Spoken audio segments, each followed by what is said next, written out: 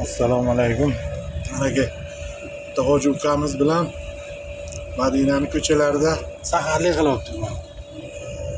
Ha. Qovurdoq, go'sht, patir. Kelinglar. Mana payg'ambarimizning masjidi. Bu kunlarni qancha sog'inuvdik. Madinaning ko'chasida saharlik qilishdi.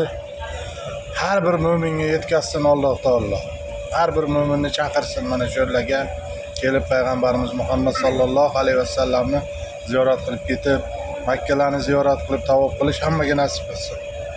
Mana shunday ro'za tutishda hammaga nasib qilsin Madinada.